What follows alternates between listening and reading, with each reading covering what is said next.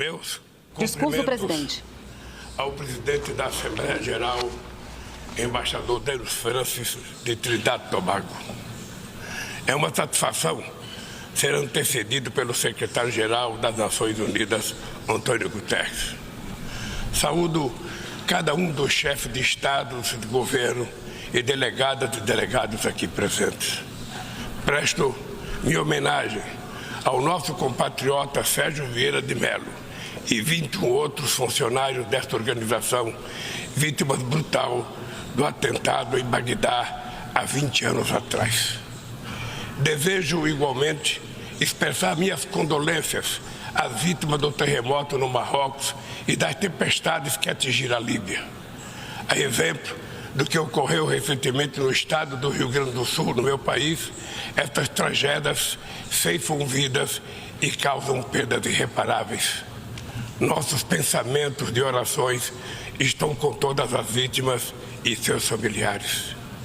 Senhoras e senhores, há 20 anos ocupei essa tribuna pela primeira vez e disse naquele 23 de setembro de 2003 que minhas primeiras palavras diante deste Parlamento Mundial sejam de confiança na capacidade humana de vencer desafios e evoluir para formas superiores de convivência. Volto hoje para dizer que mantenho minha inabalável confiança na humanidade. Naquela época, o mundo ainda não havia se dado conta da gravidade da crise climática. Hoje, ela bate às nossas portas, destrói nossas casas, nossas cidades, nossos países, mata e impõe perdas e sofrimentos a nossos irmãos, sobretudo aos mais pobres. A fome, tema central da minha fala neste Parlamento Mundial 20 anos atrás, atinge hoje 735 milhões de seres humanos que vão dormir esta noite sem saber se terão o que comer amanhã. O mundo está cada vez mais desigual. Os 10 maiores bilionários possuem mais riqueza que os 40% mais pobres da humanidade. O destino de cada criança que nasce nesse planeta parece traçado ainda no ventre de sua mãe. A parte do mundo em que vivem seus pais e a classe social a qual pertence sua família irão determinar se essa criança terá ou não oportunidades ao longo da vida. Fazer todas as refeições, você terá negado o direito de tomar café de manhã, almoçar e jantar diariamente. Se terá acesso à saúde ou se irá sucumbir a doenças que já podiam ter sido erradicadas. Se completará os estudos e conseguirá um emprego de qualidade ou se fará parte da legião de desempregados, subempregados e desalentados que não para de crescer. É preciso, antes de tudo, vencer a resignação que nos faz aceitar tamanha injustiça como fenômeno natural.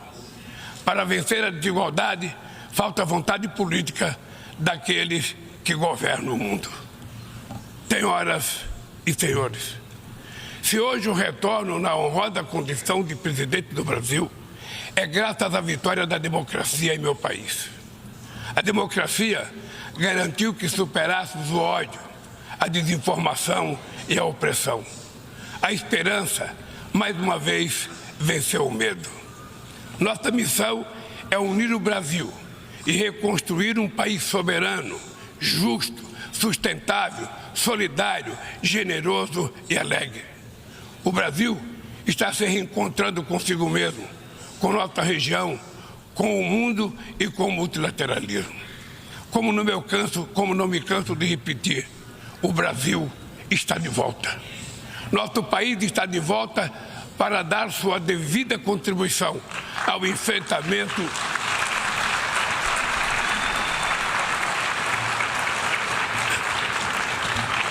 Nosso país está de volta para dar a sua devida contribuição ao enfrentamento dos principais desafios globais. Resgatamos o universalismo da nossa política externa, marcada por diálogo respeitoso com todos. A comunidade internacional está mergulhada em um turbilhão de crises múltiplas e simultâneas. A pandemia da Covid-19 crise climática e a insegurança alimentar e energética ampliada por crescentes tensões geopolíticas. O racismo, a intolerância e a xenofobia se alastram, ativadas por novas tecnologias criadas supostamente para nos aproximar. Se tivéssemos que resumir em uma única palavra este desafio, ela seria desigualdade. A desigualdade está na raiz destes fenômenos ou atua para agravá-los. A mais ampla e mais ambiciosa ação coletiva da ONU, voltada para o desenvolvimento, a Agenda 2030, pode se transformar no seu maior fracasso.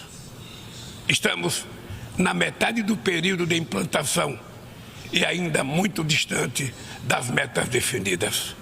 A maior parte dos objetivos de desenvolvimento sustentável caminha em ritmo muito lento. O imperativo moral e político de erradicar a pobreza e acabar com a fome parece estar anestesiado. Nesses 7 anos que nos restam, a redução da desigualdade dentro dos países e entre eles deveria se tornar o objetivo síntese da Agenda 2030. Reduzir as desigualdades dentro dos países requer incluir os pobres nos orçamentos nacionais e fazer os ricos pagar impostos proporcionais ao seu patrimônio. No Brasil, estamos comprometidos a implementar todos os 17 Objetivos de Desenvolvimento Sustentável de maneira integrada e indivisível. Queremos alcançar a igualdade racial na sociedade brasileira por meio de um 18º objetivo que adotaremos voluntariamente.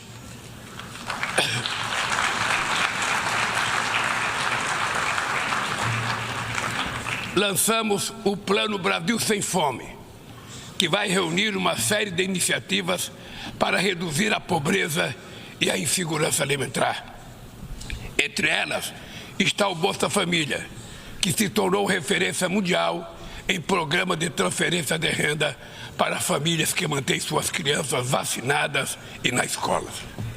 Inspirados na brasileira Berta Lutz, pioneira na defesa da igualdade de gênero na Carta da ONU, aprovamos a lei que torna obrigatória a igualdade salarial entre mulheres e homens no exercício da mesma função.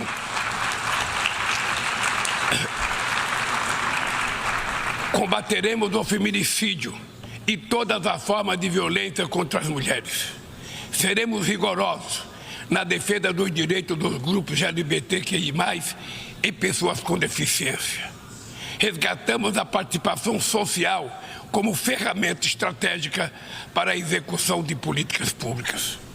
Senhor Presidente, agir contra a mudança do clima implica pensar no amanhã e enfrentar as desigualdades históricas.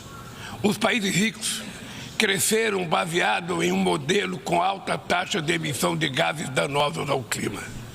A emergência climática torna urgente uma correção de rumos e a implantação do que já foi acordado.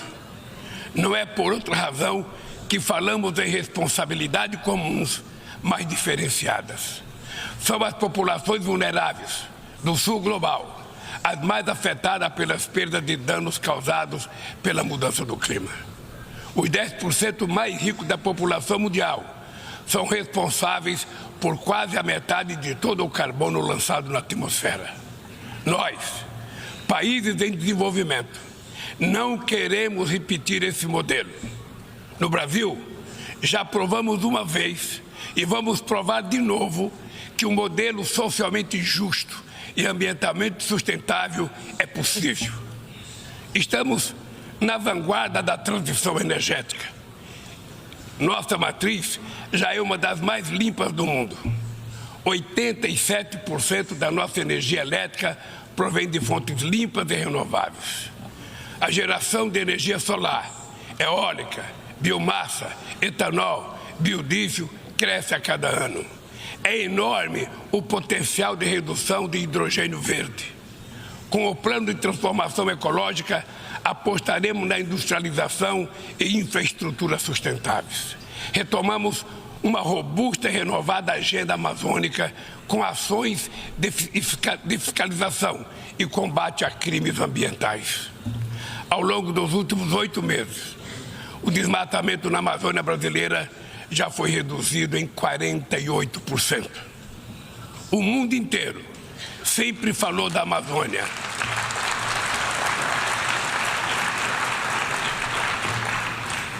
O mundo inteiro sempre falou da Amazônia. Agora é a Amazônia que está falando por si mesma. Sediamos há um mês a cúpula de Belém no coração da Amazônia e lançamos uma nova agenda de colaboração entre os países que fazem parte daquele bioma. Somos 50 milhões de sul-americanos, amazônidas, cujo futuro depende da ação decisiva e coordenada dos países que detêm soberania sobre os territórios da região. Também aprofundamos o diálogo com outros países detentores de florestas tropicais da África e da Ásia. Queremos chegar à COP28 em Dubai com uma visão conjunta que reflita sem qualquer tutela as prioridades de preservação das bacias amazônicas do Congo e do Bornéu-Mekong, a partir das nossas próprias necessidades. Sem mobilização de recursos financeiros e tecnológicos, não há como implementar o que decidimos no Acordo de Paris e no Marco Global da Biodiversidade. A promessa de destinar 100 bilhões de dólares anualmente para os países em desenvolvimento permanece apenas isso, uma longa promessa. Hoje, este valor seria insuficiente para uma demanda que já chega à casa dos trilhões de dólares. Senhor Presidente, o princípio sobre o qual se assenta o multilateralismo, o da igualdade soberana entre as nações, vem sendo corroído. Nas principais instâncias da governança global, negociações em que todos os países têm voz e voto perderam o fôlego. Quando as instituições reproduzem as desigualdades, elas fazem parte do problema e não da solução. No ano passado, o FMI disponibilizou 160 bilhões de dólares em direitos especiais de saque para países europeus e apenas 34 bilhões para os países africanos. A representação desigual e distorcida na direção do FMI e do Banco Mundial é inaceitável. Não corrigimos os excessos da desregulação dos mercados e da apologia do Estado mínimo. As bases de uma nova governança econômica não foram lançadas. Os BRICS surgiu na esteira desse mobilismo e constitui uma plataforma estratégica para promover a cooperação entre países emergentes. A ampliação recente do grupo na cúpula de Joanesburgo fortalece a luta por uma ordem que acomoda a pluralidade econômica, geográfica e política do século XXI. Somos uma força que trabalha em prol de um comércio global mais justo, num contexto de grave crise do multilateralismo. O protecionismo dos países ricos ganhou força e a Organização Mundial do Comércio permanece paralisada, em especial o seu sistema de solução de controvérsias. Ninguém mais se recorda da rodada do desenvolvimento de Doha. Nesse íntere, o desemprego e a precarização do trabalho minaram a confiança das pessoas em tempos melhores, em especial os jovens do mundo. Os governos precisam romper com a dissonância cada vez maior entre a voz do mercado e a voz das ruas. O neoliberalismo agravou a desigualdade econômica e política que hoje assola as democracias. Seu legado é uma massa de deserdados e excluídos. Em meio aos seus escombros, surgem aventureiros de extrema-direita que negam a política e vendem soluções tão fáceis quanto equivocadas. Muitos sucumbiram à tentação de substituir um neoliberalismo falido por um nacionalismo primitivo, conservador e autoritário.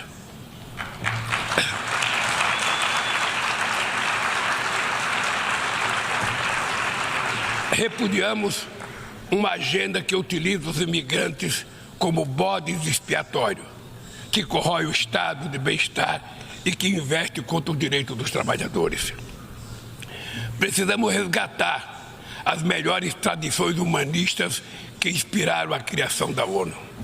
Políticas ativas de inclusão nos planos cultural, educacional e digital são essenciais para a promoção dos valores democráticos e da defesa do Estado de Direito.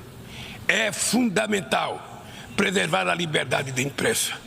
Um jornalista como Julian Assange não pode ser punido por informar a sociedade de maneira transparente e legítima.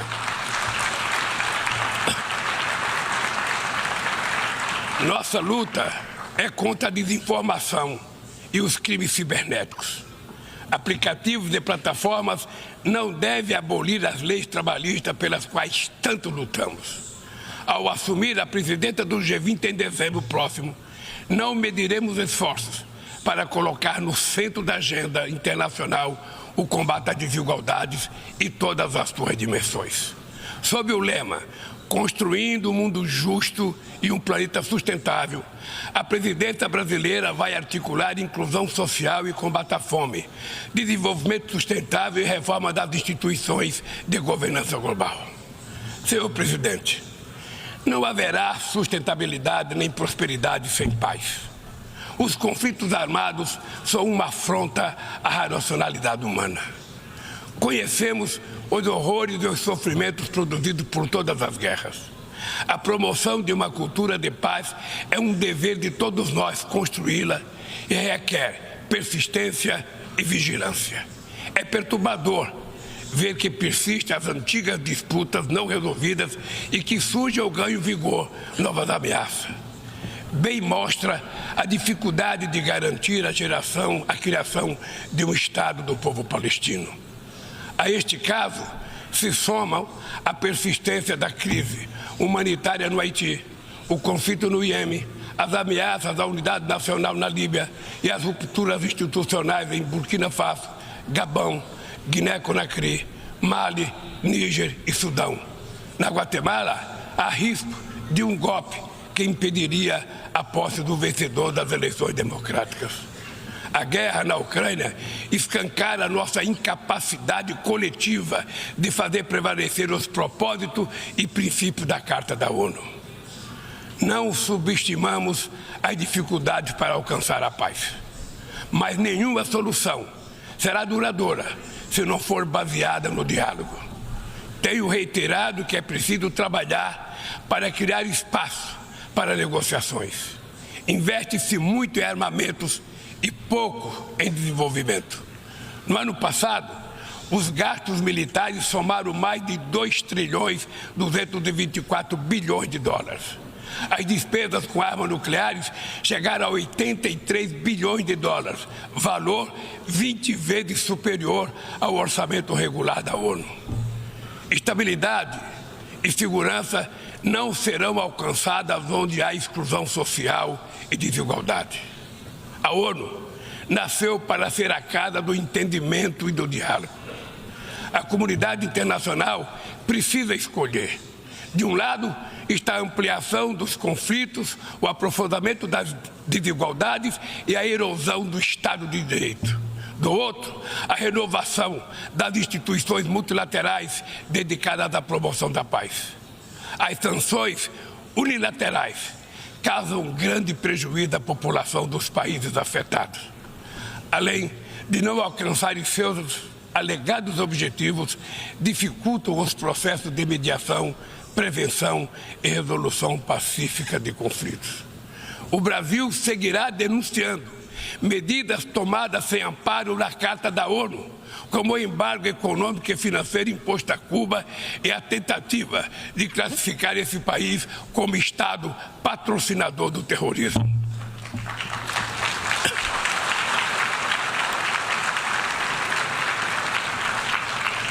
Continuaremos críticos a toda tentativa de dividir o mundo em zona de influência e de reeditar a Guerra Fria.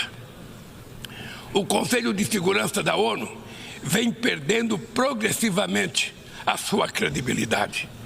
Essa fragilidade decorre, em particular, da ação de seus membros permanentes, que travam guerras não autorizadas em busca de expansão territorial ou de mudança de regime. Esta paralisia é a prova mais eloquente da necessidade e urgência de reformá-lo, conferindo-lhe maior representatividade e eficácia. Senhoras e senhores, a desigualdade precisa inspirar indignação. Indignação com a fome, a pobreza, a guerra, o desrespeito ao ser humano. Somente movidos pela força da indignação, poderemos agir com vontade e determinação para vencer a desigualdade e transformar efetivamente o mundo a nosso redor. A ONU precisa cumprir seu papel de construtora de um mundo mais justo, solidário e fraterno. Mas só o fará se seus membros tiverem a coragem de proclamar sua indignação com a desigualdade e trabalhar incansavelmente para superá-la. Eu quero dizer muito obrigado a todos vocês.